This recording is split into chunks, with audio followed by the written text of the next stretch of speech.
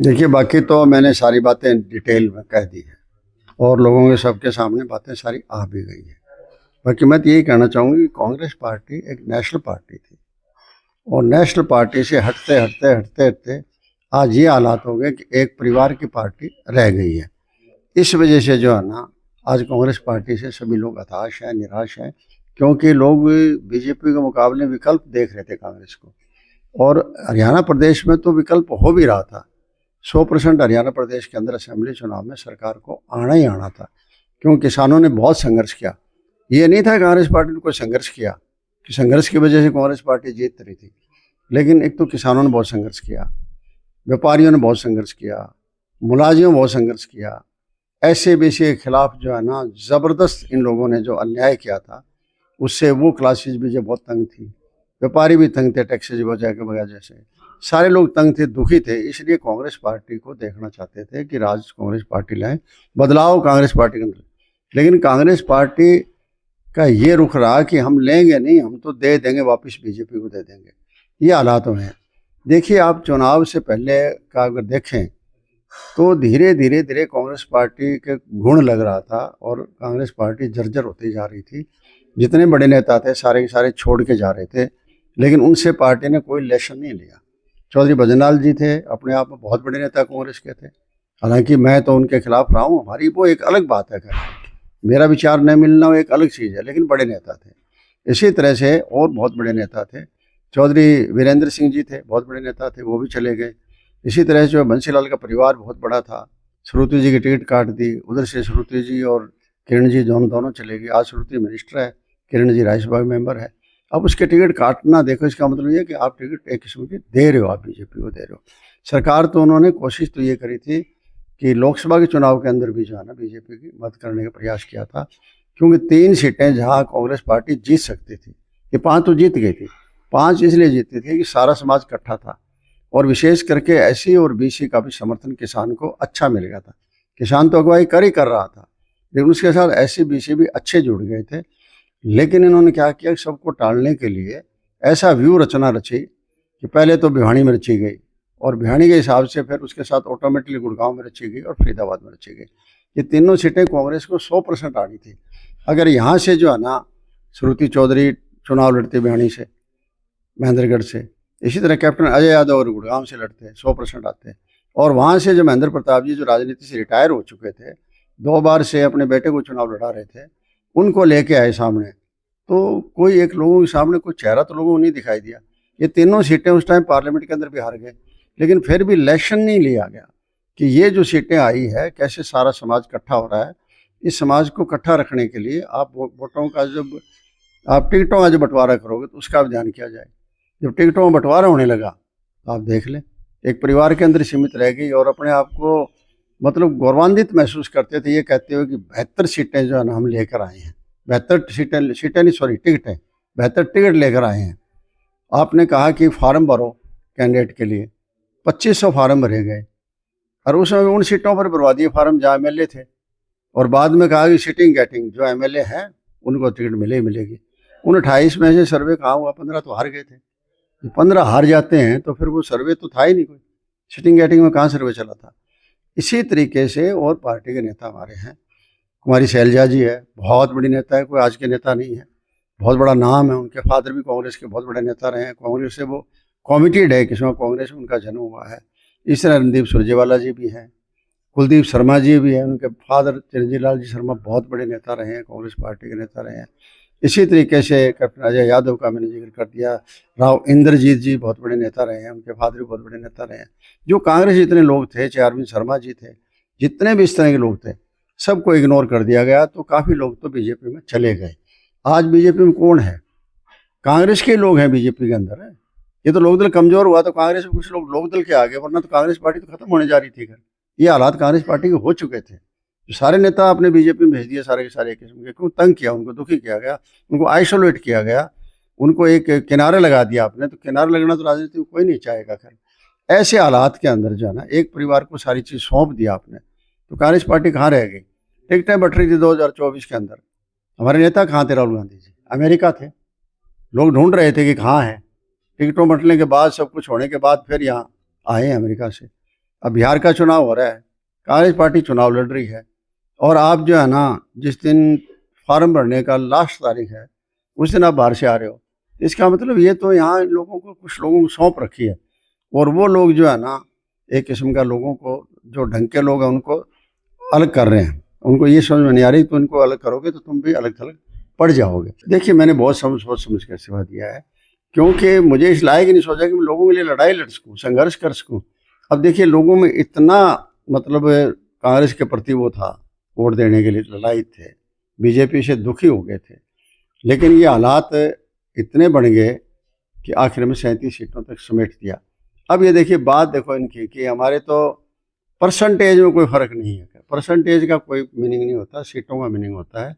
कहाँ 67 सीट थी 2005 में, और कहाँ अब आप 37 पर आ गए हो, 4 चुनाव आप लगातार आप हार रहे हो, तो कहाँ रह गया आपका? ऐसे लोग जो है ना कुछ कर नहीं पा रही कांग्रेस पार्टी लोगों के लिए, क्योंकि लोग निराश हैं। कल को कांग्रेस पार्टी को जुलूस निकाले कोई समस्या को लेकर तो उनके साथ नहीं लगेगा, इन पर विश्वास खत्म हो गया है। अब 4 महीने भाखड़ा बंद रही, किया किसी ने कोई संघर्ष? अब किसान दुखी हैं, खेतों में पानी पड़ा है, घरों में पानी पड़ा है, फसलें बोई नहीं गई है, कोई संघर्ष हुआ? अनाज बिक नहीं रहा है, खाद मतलब डेढ़े दाम पर मिल रही है।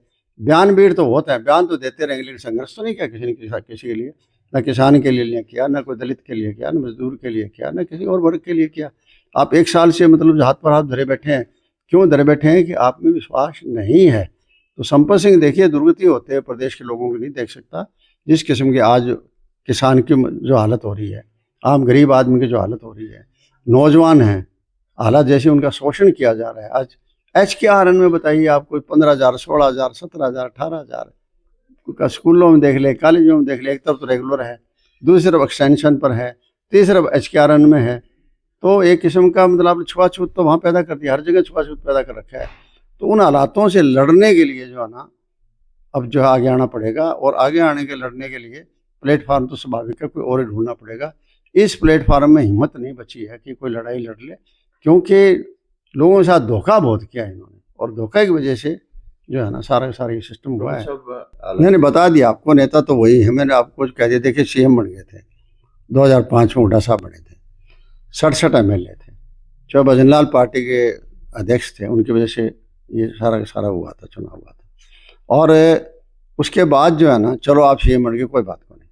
बनने के बाद सीट जब खाली कराई, किससे खाली कराई? श्री कृष्ण हुड्डा से, और वो MLA बन गए। तो उसके बाद पार्लियामेंट की सीट किसको दी? अपनी सीट अपने बेटे को दी, बजाय श्री कृष्ण हुड्डा को देने के बाद में।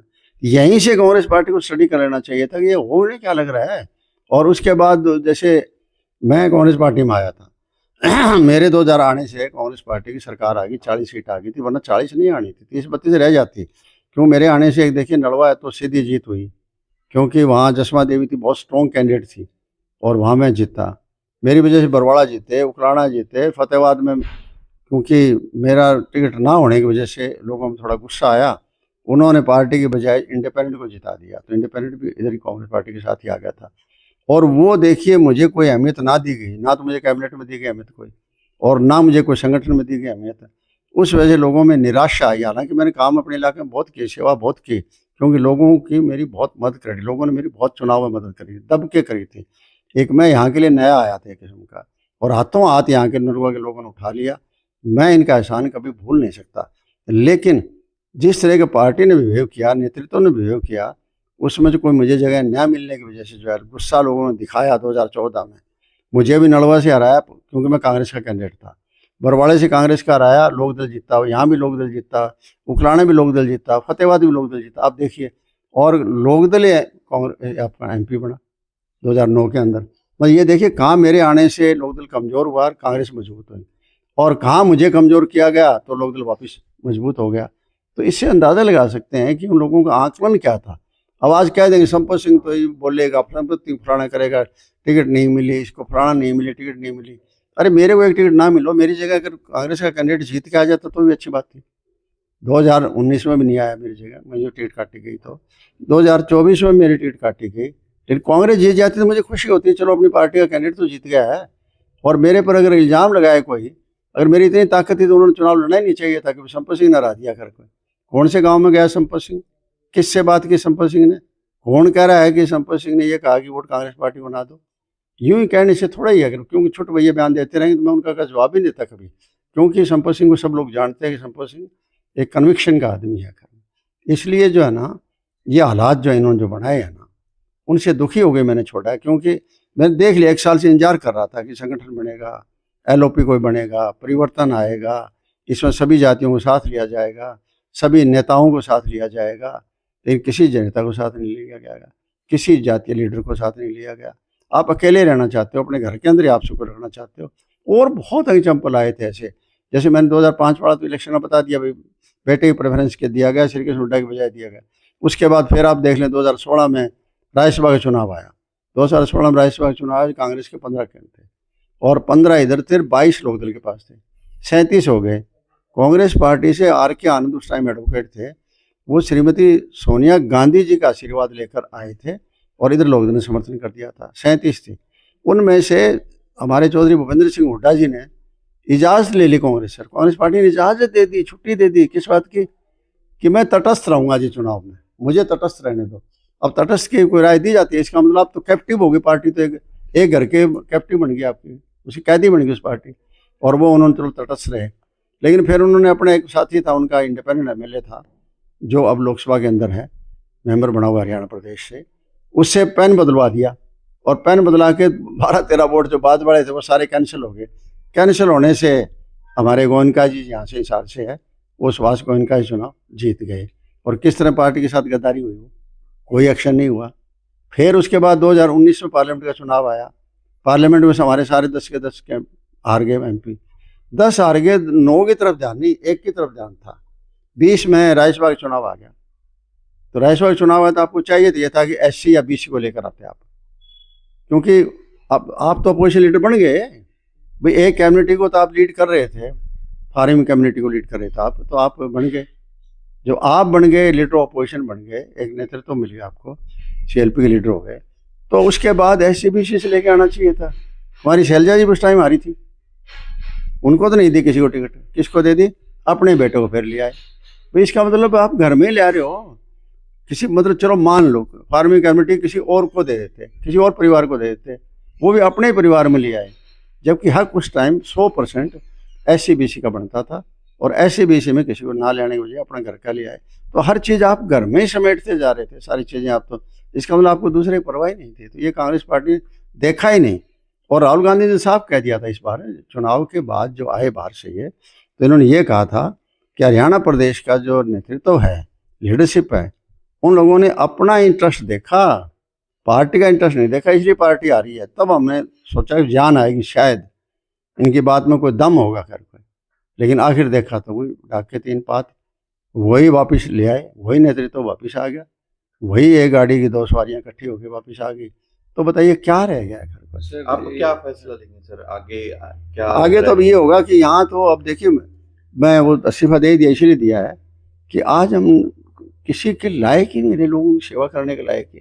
जब इतना मैंने हालात बताए आपको, किस तरह से माड़े हालात हुए हैं, जब किसान के हालात हुए हैं, जिस तरीके से 4 महीने पानी बंद रहा भाखड़ा का, इधर से किसानों के खेत में पानी खड़ा, घरों में पानी खड़ा, बाजार में जाते हैं उनकी फसलें लूटी जा रही है, खाद उनको जो है ना महंगी मिल रही है, ना मिल रही है उनको, डंडे पड़ रहे हैं उनके ऊपर। और उन हालात में कांग्रेस पार्टी कुछ कर ही नहीं रही। कम से कम सड़क पर आए, लोगों की मदद करे। बयानवीर से थोड़ी बात चलती है, बयान दिए जाओ, बयान दिए जाओ, अरे कुछ करके दिखाओ, बयान का जो वैल्यू है उसकी, या कोई स्टडी करके बयान दो तो आप बताओ। जैसे शिक्षा के जो हालात हो रहे हैं, आज अखबार में छप जाएगा ना कि ये नहीं है वो नहीं, अगले दिन कांग्रेस पार्टी का आदमी जाता वो भाषण दे देगा कि हाँ ये नहीं हो रहा, वो नहीं हो रहा। आज इसी बार हेल्थ के बारे में कुछ, आज ये नहीं हो रहा, वो इसे स्टडी करके बताओ कि क्या चीज़ होने लग रही है। जैसे मैंने बताई थी, चलो देवलाल यूनिवर्सिटी की बताई पहले सरसा, फिर यहाँ गुरु जम्बेश्वर यूनिवर्सिटी के बारे में बताया आपको। तो इस तरह का कोई मतलब कहने का कोई बच्चा नहीं है इनमें, कोई मादा नहीं है। सारे के सारे एक मतलब किसी दूसरे पास चलाओ तो आप नाराज कि आप शैलजा जी के पास क्यों गए, आप रणदीप के पास क्यों गए, आप कुलदीप शर्मा जी के पास क्यों गए, आप कैप्टन अजय सिंह से आपने बात आज कैसे कर ली। अगर भैया इनको सबको अछूत बना दिया गया, संपत सिंह तो अछूत नहीं रहना चाहता। खैर ठीक है, देखिए मैं आज ये नहीं कह सकता किस में शामिल हूँगा, मैं विचार करूँगा रात को। मैं अपना वजन उतार के, भार उतार के, कई दिन से मैं सोच रहा था क्या करूं क्या करूं क्या करूं। भाई हम बैठे भी हैं यहाँ और लोगों के लिए कुछ कर नहीं पा रहे हैं। मैं तो ऐसी ज़िंदगी तो मैंने कभी व्यतीत नहीं की। मैं तो चौधरी देवलाल का चेला रहा हूँ। मुझे चौधरी देवलाल राजनीति में लेकर आए थे, जो हमेशा सड़कों पर रखते थे। ठीक, आज मेरी उतनी उम्र नहीं है कि मैं रोज़ सड़कों पर जा सकूँ, लेकिन कुछ तो लोगों ने कर सकूँ, लेकिन करने का कोई मौका नहीं दे रहे थे। तो अब ये है कि ऐसा प्लेटफॉर्म ढूंढेंगे जो कांटों का हो, भरा हुआ हो, लेकिन कम से कम उन कांटों को दूर करके आगे चल सके ना। ऐसे में क्या फ़ायदा है जिसमें दलदल फैल गई हो, उसका यूँ नहीं पता ये 4 फुट गहरी है दलदल या 10 फुट गहरी है, उसमें मरने से क्या फ़ायदा है? लोगों को साथ अपने मारने से क्या फ़ायदा है? पब्लिक के आदमी हैं तो पब्लिक की सेवा करेंगे। बात ही खत्म है घर को। उस टाइम भी जो आए थे उन नेताओं ने क्या जो, मतलब मुझे तो अचंभा आ रहा है हर बात पर। मैं फिर वापस वो रिपीट हो जाती है। आए यहाँ तो क्या कहा उन्होंने ये कहा कि अंकल ऐसा है, आप पहले तो ठीक चल रहे थे, थोड़ा लास्ट महीने में जो है ना आप उनकी तरफ जाने लगे, उनका इशारा था शैलजा जी की तरफ जाने लगे। अरे भैया भले आदमी हो, क्या आपको एससी का वोट नहीं चाहिए क्या? क्या ओबीसी बीसी का वोट आपको नहीं चाहिए क्या? मतलब इसका मतलब नहीं चाहिए, आप दूसरे घर क्यों जा रहे हो? इसका मतलब एक घर जाएंगे भीनराज हो जाएगा, बीगे जाएंगे शीनराज हो जाएगा। इस तरह बोलो मैं कैसे रह सकता था? ठीक, संभव ही नहीं था मेरे लिए रहना।